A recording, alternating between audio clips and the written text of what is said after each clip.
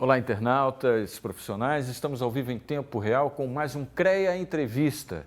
E dessa vez eu tenho um imenso prazer de receber a diretora da Escola Politécnica da UFRJ, engenheira civil, Cláudia Morgado, que também já foi conselheira do CREA-RJ, atualmente ex-conselheira do CREA-RJ, conselheira do Clube de Engenharia e presidente do Fórum Nacional de Instituições de Ensino, que é o FORDIRENS.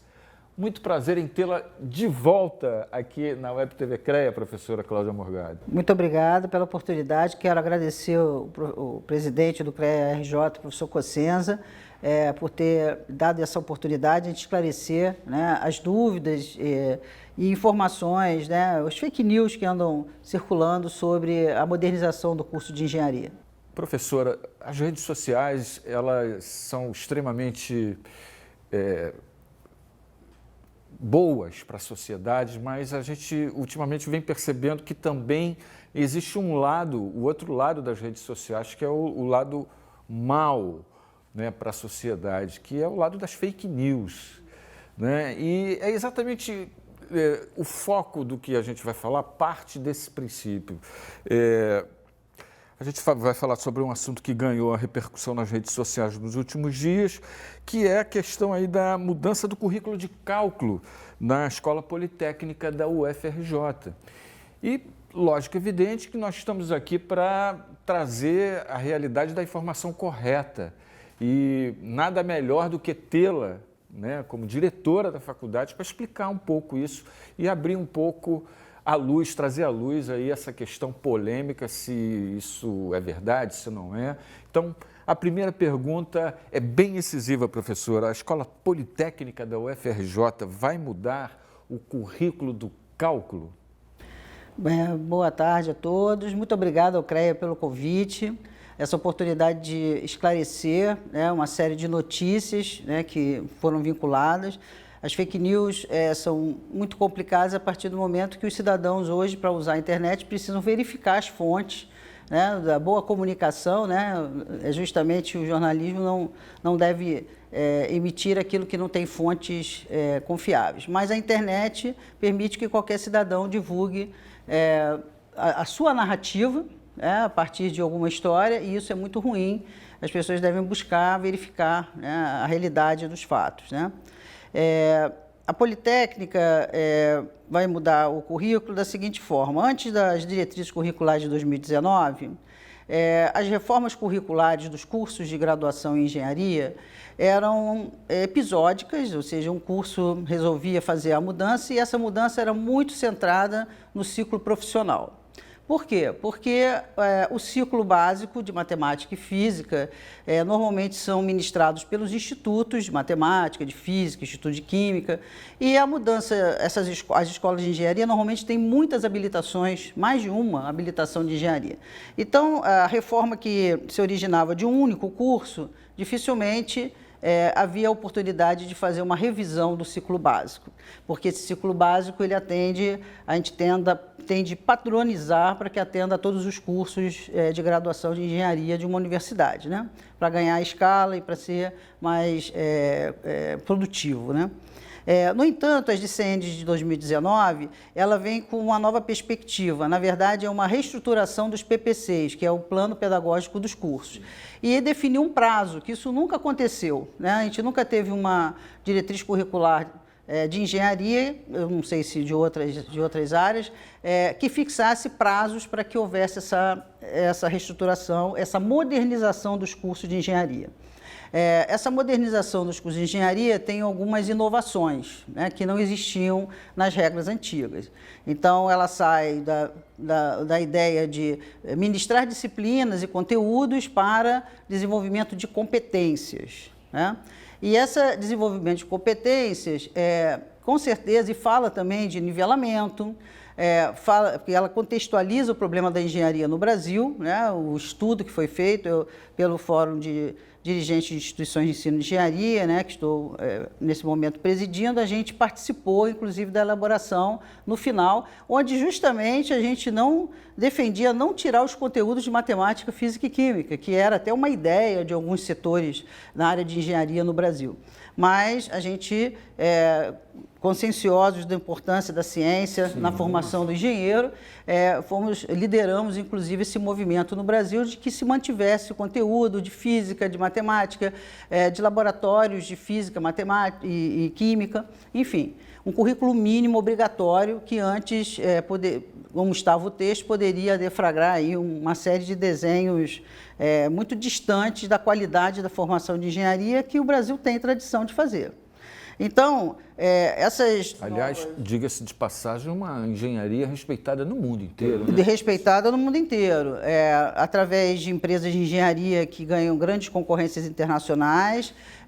A Escola Politécnica, por exemplo, é a maior unidade de intercâmbio internacional. Nossos alunos costumam ser contratados por empresas estrangeiras, saem inclusive do Brasil, que não é muito bom, mas a falta de desenvolvimento industrial e econômico no Brasil não consegue fixar esses excepcionais engenheiros que a gente forma.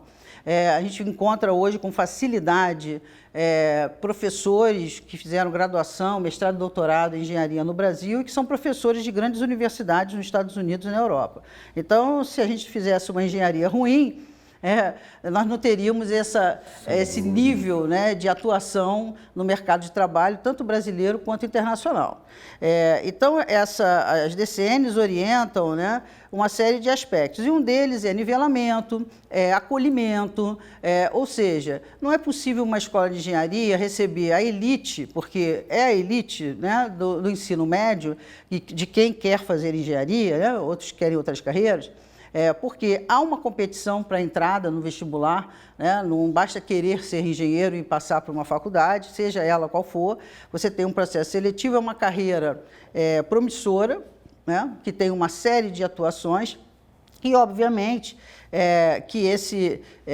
a gente não pode considerar que quem entra para uma universidade, seja para que curso, mas engenharia especificamente, a gente se deixe perder nos entraves acadêmicos e didáticos que são quase do século XIX. Né? Se dá aula, né? O conteúdo às vezes é do século XIX e vamos dizer que a didática é do século XX, mas nós estamos no século XXI. Então, só para alertar, né, que muita gente talvez não tenha se percebido, estamos no século XXI. Então, a gente precisa modernizar os cursos de engenharia. Essa é uma tônica importante para o desenvolvimento econômico e social do Brasil, uma indústria baseada em inovação e que, obviamente, precisa de muita formação em ciência. Então, as mudanças, né, a gente percebe que a Escola Politécnica vai ter que fazer uma reestruturação dos PPCs, de 13 PPCs, né, de 13 cursos de graduação que nós estamos envolvidos, mais outra escola de engenharia da UFRJ, como a Escola de Química, o Instituto Politécnico de Macaé, que tem outros 3 cursos de engenharia. A gente precisa rever o ciclo básico de engenharia. É uma oportunidade que nunca ocorreu antes. Então, a gente quer a modernização, a inovação nesse ensino, uma mudança na metodologia de ensino. O conteúdo, mais do que nunca, né, eu não conheço nenhuma universidade séria que queira fragilizar o curso de cálculo. Muito menos a Escola Politécnica da UFRJ, que tem 230 anos de tradição. Eu calculo que sim. Nós somos anteriores, né, à própria universidade no Brasil. Então, os institutos que são responsáveis pelo ensino de cálculo é o Instituto de Matemática, que é uma outra unidade, que tem uma missão, a Escola de Engenharia tem outras missões, e, enfim, há às vezes um descompasso entre essas missões, e isso é que a gente quer ajustar, construir com o Instituto de Matemática. Então, a gente vai mudar o currículo, vai mudar a metodologia de ensino, metodologias mais ativas de ensino, a gente quer rever a avaliação, que seja uma avaliação mais discursiva, mais direta, bancas de avaliação têm isentado os professores, às vezes, de ministrarem um conteúdo mais próximo do aluno. Então, são detalhes que a gente precisa resolver. Precisa ter mais computação, precisa ter mais aplicação. Então, a matemática para a engenharia tem algumas características que precisam ser observadas, que, historicamente, é um problema que a gente não conseguiu resolver. Esse diálogo já foi aberto com a matemática dentro da academia, professora? Nós, antes da pandemia, convidei os diretores de matemática, física e química para a gente apresentar as DCNs, isso foi em 2019, logo que saíram as DCNs, e nós ficamos de entrar nesse diálogo, as diretorias de ensino, tanto das escolas de engenharia, né, com os chefes dos departamentos, dos institutos de matemática, têm conversado, têm buscado soluções, mas sem uma reestruturação do método de ensino fica difícil, porque a grade atual é uma carga horária, às vezes, excessiva. Dá um exemplo do excessivo. Eu fiz de engenharia 35 anos atrás na Escola Politécnica. Os professores do Instituto de Matemática, a gente não tinha computação, né? Não existia internet, não existia nem livro direito, né? A gente ou comprava o livro, que também não tinha muito acesso, né? Os livros de cálculo. Então, o ensino era muito baseado em escrever no quadro toda a matéria, né? Então, vamos dizer, uma carga horária razoavelmente significativa da aula presencial era copiar a matéria. Não estou dizendo de você desenvolver um raciocínio no quadro, estou dizendo a teoria, exemplos, isso tudo estão nos excelentes livros que existem hoje de matemática e de cálculo. Os próprios institutos trabalham com EAD, no CEADERJ, em formação de professores, e essas ferramentas digitais podem ser aplicadas para a engenharia também. Infelizmente, nós ainda estamos com aquela aula presencial excessiva, uma carga horária excessiva, e não atrativa, né, para os alunos. Então, a gente quer que o mesmo conteúdo, ou até mais conteúdo, né, mais aprofundamento, seja dado de uma forma mais acorde com a geração que existe hoje, que é uma geração que tem um celular na mão, onde nem o foguete que levou o homem à Lua tinha uma computação deste nível. Sem dúvida. Então, a gente tem que estar modernizando os cursos de engenharia, para que os alunos, a juventude hoje é muito mais antenada, articulada, muito mais digital, e nós docentes temos que fazer esse desafio se a gente quiser atender, né, as metas de desenvolvimento, principalmente industrial e econômico e social do Brasil, porque não existe desenvolvimento econômico, social e industrial sem engenharia. Bom, a minha segunda pergunta, professora, é que a notícia que viralizou aí na internet deu a entender aí que o curso de cálculo será facilitado para reduzir a evasão. Até que ponto isso é verdade ou qual é o grau de fake news que tem nessa questão? A notícia original que saiu no jornal O Dia, se não me engano, eu não falei isso, que era por conta da evasão. Outras pessoas é que falaram sobre isso e sobre outros aspectos e derivaram. A gente vai fazer, o que nos incomoda é um alto índice de reprovação que não necessariamente leva à evasão. Um estudo da UFRJ, de todas as unidades, a gente foi até surpreendido, a Escola Politécnica tem uma evasão menor que 10%, onde a média é 30%, 40% em muitas universidades e escolas de engenharia. É muito baixa. O que a gente tem é uma retenção. Essa retenção é dada por esse excesso de reprovação em alguns cálculos, em algumas físicas, que acaba postergando a formação do engenheiro, em vez de ser 5 anos, vai para 6, 7 anos e meio. Ou seja, e aí você pode aumentar o risco de ter uma evasão por desistência, por outras oportunidades. Então, a gente está... se a gente não resolver esses gargalos que estão no processo de formação, com ciência, com inteligência, a gente vai acabar tendo resultados a médio e longo prazo muito ruins do investimento público, quando é a universidade pública, e investimento privado / público, porque as faculdades particulares costumam ter subsídios do governo federal, FIES, ela não é totalmente privada, ela tem recursos do governo federal, isso fique bem claro, né? Então, a gente precisa ter qualidade acima de tudo, mas é preciso também ter eficiência dos recursos, então a gente precisa entender esse aluno, a metodologia tem que ser centrada no aluno, ou seja, entendendo as dificuldades, as diferentes necessidades que os alunos têm, para que todos, no final, culminem com uma qualidade de ensino. Isso nunca foi pensado assim. As próprias diretrizes curriculares, hoje, na avaliação, prevêem que haja um acompanhamento da gestão dos cursos. Não é somente se o currículo, as condições estruturais do curso são importantes. É como é que está sendo desempenhado esse curso, ou seja, como está a evasão, como está o acolhimento, quais são as causas, enfim, é todo um diagnóstico permanente da coordenação do curso junto à direção das unidades que a gente nunca fez. Então, fico muito triste, né? Lamento é lamentável que os comentários, né, decorrentes dessa primeira notícia de um curso André Rebouças, que é um curso de extensão que a gente sempre quis fazer, mas que foi iniciativa de egressos do curso de engenharia, nossos da Politécnica, que fazem hoje mestrado e doutorado na COP, muitos foram cotistas, tá? E sabe as dificuldades, e eles estão ministrando um reforço de cálculo para os alunos negros, porque foi esse o recorte que eles decidiram. E nós apoiamos, porque você contra a aula de reforço, você contra qualquer instituição da sociedade que queira contribuir para a melhor formação de engenharia, de jeito nenhum. Eu só lamento que utilizem essa notícia pessoas que são, talvez, crentes de que a cota não deveria existir, apesar de ela ter 10 anos, para, como diz o ditado, a cada conto a gente aumenta um ponto. E vai construindo uma narrativa que é ideológica contra a cota, contra o ensino público, enfim. E não extraiu nenhuma verdade do que de fato está acontecendo e do que de fato foi divulgado ou dito por mim, diretora da Escola Politécnica da UFRJ.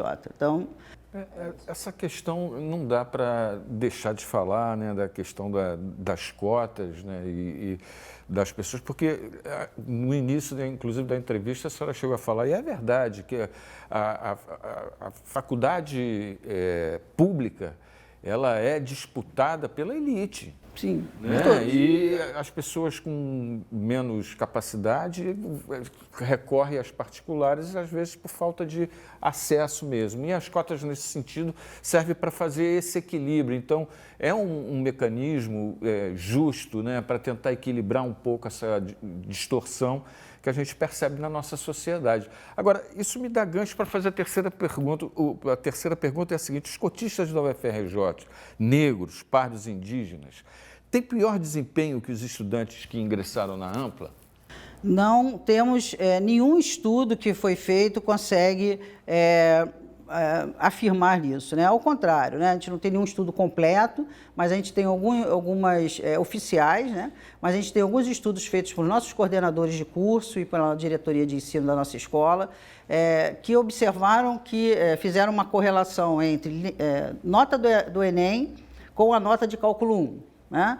E o resultado, estatisticamente, é uma dispersão que não traz nenhuma linearidade, ou seja, nós tivemos nesse estudo alunos que passaram com nota de corte de Enem lá em cima e tiveram notas muito baixas em cálculo 1, e ao contrário, pessoas que tiveram uma nota no Enem muito baixa ou no limite, né, da entrada, né, do acesso ao UFRJ, e que tiveram notas de cálculo alto.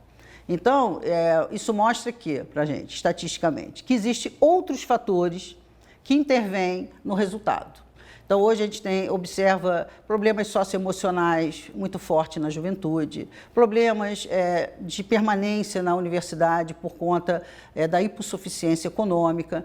Então, são ações, políticas públicas voltadas para a cota e para outros estratos de alunos, né, outros públicos que precisam ser cuidados. Eu gostaria só de observar que em todos os estratos de ingresso da UFRJ, existe seleção. Os melhores entram. Quando eu disse elite, eu estava me referindo à elite intelectual, que independe dela ter vindo de uma família abastada. Então, a gente tem pessoas talentosas, muito inteligentes, que nasceram em meios desprovidos de recursos. E aí, esses eu considero um herói de ter conseguido passar para uma universidade pública. Então, eles já deviam ter sido apoiados há muito tempo no ensino básico, né? E essa é a última oportunidade de não perder uma pérola da juventude que pode trazer um grande impacto social e econômico para o país. Essa é a visão estratégica que a gente tem que ter. Perfeito. E me parece, professora, que essa questão, o cálculo, ele sempre foi, não é hoje, não é agora, isso não é um problema, ele sempre foi o grande vilão da engenharia. Inclusive, conheço vários engenheiros, excelentes engenheiros que estão aí no mercado, que foram reprovados em cálculo e estão aí oferecendo uma engenharia de alta qualidade. Parece que isso não é o foco central. A senhora colocou bem, né, as nuances que determinam essa distorção da compreensão desse assunto que nós estamos tratando. E a gente já está chegando na última fase da nossa entrevista, eu vou tentar acelerar um pouquinho. Quais os problemas, professora Cláudia, que nós enfrentamos na formação da engenharia para os cotistas? E quais são as mudanças previstas? Eu mato 2 machados com uma coelhada só nessa pergunta. É importante a gente manter condições de permanência desses alunos. Então, o valor das bolsas são muito baixos, é necessário ter uma política pública para essas cotas que você tem. Por exemplo, o que um aluno de graduação, que é fisicamente semelhante a um aluno de mestrado, né, tem as mesmas necessidades fisiológicas, a bolsa vai ser menor que R$500 ou R$600 e um aluno de mestrado é R$2.000. Ele tem necessidade de moradia, principalmente 20% vem de fora do estado. Sim. Então, como é que ele vai morar numa cidade cara como o Rio de Janeiro? Ou então, eu tenho que ter alojamentos, ou residências estudantis, ou eu tenho que ter uma bolsa que vá suprimir isso. Se eu não tenho esse suporte logo de entrada no primeiro período, tenha empatia de entender como é que uma família dessa vive. Esse é um aluno de uma família, né, um jovem de uma família, que é o mais bem dotado intelectualmente daquela família. Ele terminou o 2º grau que talvez os irmãos não tenham conseguido terminar. Ele tem condições de ter um bom emprego e sustentar a renda familiar. E aí ele tem que fazer uma decisão. Eu vou fazer a universidade e ainda continuar carente de recursos financeiros e deixar minha família passar necessidade, ou eu vou, né, encarar, né, o trabalho, abandonar o sonho de ser engenheiro, né, perder esse aluno brilhante para que eu vá sustentar minha família. Então, o jovem não deveria ter esse tipo de decisão aos 18 anos. Né? Sim, o Estado, vamos recordar, né? A educação, está lá na Constituição, é dever do Estado e da família. Né? Então, quando a família ainda não consegue suportar, o Estado tem que fazer a compensação desse trabalho. É isso que a gente pensa. E isso abre também espaço para a gente comentar o sufoco que as universidades federais passaram e ainda estão passando, né? De dificuldade de financiamento em função de problemas conjunturais que todos nós já estamos bem... Né? Esse aspecto também da infraestrutura da universidade é fundamental. Eu tenho uma sala de computadores de livre acesso ou salas de estudo adequadas, né? Como a gente sempre precisou ter, para todos os alunos é importante, mas para os alunos que têm hipossuficiência econômica é mais importante ainda.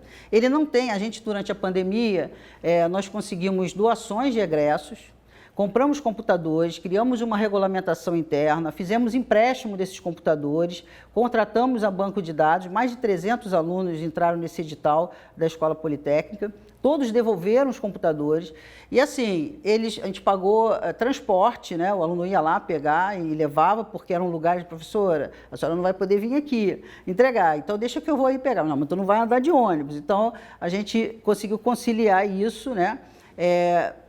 Banco de dados com antena compatível na região que ele estava, né, da empresa. Isso fez que todos os alunos da Politécnica pudessem assistir em melhores condições de igualdade às aulas e nós tivemos formatura, ingresso, ninguém ficou sem aula. Todas as disciplinas foram ministradas remotamente. No entanto, a gente chegou a emprestar mesa, cadeira, porque o ambiente familiar de alguns alunos não tinha ambiente em casa para estudar. Revelou para a gente uma realidade muito dura. E aí você pensa, nós temos jovens brasileiros brilhantes, né, que conseguiram enfrentar todos os desafios da vida dele e a universidade tem a obrigação de apoiar agora as condições de permanência dele. Isso não é bom só para ele, isso é bom para o país. Claro. É isso que precisa ser entendido. Né? É verdade. Nós estamos conversando com a professora Cláudia Morgado, engenheira civil, diretora da Politécnica da UFRJ, ex-conselheira do CREA-RJ, conselheira do Clube de Engenharia e presidente do Fórum Nacional de Instituições de Ensino. Infelizmente, nosso tempo está se esgotando, mas ainda sobra um pouquinho de tempo para fazer uma última pergunta. A senhora me permite, professor? Sim, claro. A reestruturação, embora a senhora já tenha falado, mas a reestruturação dos PCC tem previsão de ferramentas EAD? Que também é uma outra crítica que o pessoal, né, já formou crítica com relação ao ensino EAD da engenharia. Isso é uma discussão muito grande, né? Nós da Escola Politécnica pensamos que o ensino deve ser presencial. A gente não temos intenção de fazer um curso de engenharia totalmente EAD, mas o decreto do MEC e a resolução do Conselho de Ensino de Graduação da UFRJ permite que até 20% da carga horária, ou de disciplina, ou algumas disciplinas, possam ser em EAD. Então, essa é uma perspectiva, vamos dizer... Modelo híbrido. Um modelo, não é bem chamado híbrido, mas ele é o presencial, com algumas disciplinas, alguns conteúdos automatizados, com vídeos, videoaulas, enfim. Vai depender da disciplina, vai depender do corpo docente que está elaborando os projetos de reestruturação, qual os conteúdos mais adequados de usar essa plataforma, né? Mas com esse limite. Apesar que o decreto do MEC permite até 40%, mas a UFRJ permite 20%. Né? Então, nós temos também 10% de extensão, que é definido por uma resolução do Conselho Nacional de Educação. Então, todos esses requisitos, nós estamos fazendo um reprojeto dos cursos de engenharia.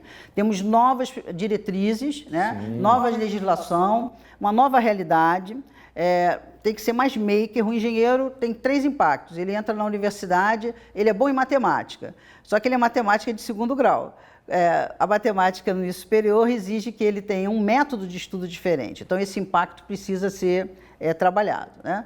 Então, assim, esses ajustes todos, a gente está pensando e conversando, né? Começamos agora um longo processo de conversa com o Instituto de Matemática e depois, possivelmente, com a Física, para a gente fazer um bom ciclo de ciências da engenharia que tenha um resultado coletivo para a UFRJ e para a engenharia nacional, que a gente se orgulhe. Esse é um desafio que atende a todos os docentes. Todos os docentes da Politécnica e de outras unidades vão ter que enfrentar esse desafio de fazer uma mudança. E a pandemia permitiu um pouco, assim... Mudou um pouquinho a sociedade. Precipitadamente, né? Todos tivemos que nos adaptar a alguma ferramenta digital. Então, desmistificou muita coisa. Tem professores que hoje percebem que o curso ficou até melhor. Até dando aula presencial, tem um vasto conteúdo em plataforma, onde o aluno pode estudar, pode assistir vídeos, aulas. Então, assim, as disciplinas estão muito mais ricas, né, em termos de didática do que eram no passado. Então, a pandemia um pouco foi benéfica, foi ruim em diversos aspectos, mas do ponto de vista de acelerar uma mudança positiva, digital, no corpo docente, eu acredito. E a Escola Politécnica respondeu esse desafio. E a gente quer que os nossos parceiros também venham conosco para a gente continuar, né, nos próximos mais de 200 anos, né, oferecer um curso de excelência em engenharia, como a gente ofereceu. Todos os cursos, os 13 cursos da Escola Politécnica, são conceito 5 no ENAD, nota máxima. Tem 1 ou 2 que tiveram um rebaixo para 4, mas eu não tenho nenhum abaixo de 4.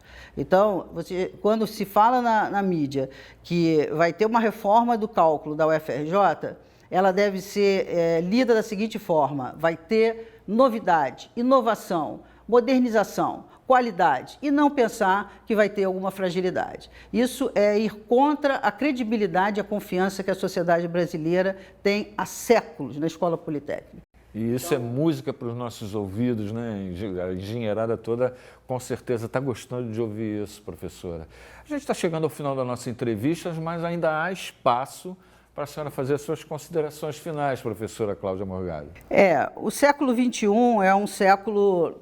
o final do XX e esse início do XXI é um século de muitas mudanças, onde a nossa mente precisa ter um tempo para poder se adaptar. A juventude já nasce nesse ambiente, né? Então, eu estudei na escola de engenharia, não cheguei a pegar régua de cálculo, mas os meus professores tiveram régua de cálculo. Muito no finalzinho, até tive acesso a uma calculadora científica. Eu fiz Fortran furando cartão.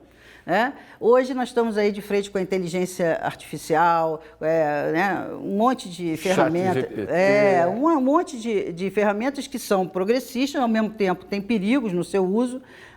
Então, a didática, o método de ensino vai ter que evoluir acorde com o nosso tempo. Perfeito. Muito obrigado pela oportunidade da senhora esclarecer, né, essa visão que estava um pouco misturada na internet. Está aqui, então, esclarecido, né, essa questão aqui no programa CREA Entrevista, no qual recebemos orgulhosamente a presença da professora, engenheira civil, diretora da Politécnica da UFRJ, também um orgulho da nossa engenharia, ex-conselheira do CREA-RJ, conselheira do Clube de Engenharia e presidente do Fórum Nacional de Instituições de Ensino, o Fordirense, que é uma instituição extremamente poderosa no sentido de dinamizar o ensino da engenharia, enfim, de outras matérias também. Esse foi mais uma CREA Entrevista, CREA Conversa, aqui na Web TV CREA. Muito obrigado, professora. Continue com a gente. Web TV CREA, o conselho que a gente vê.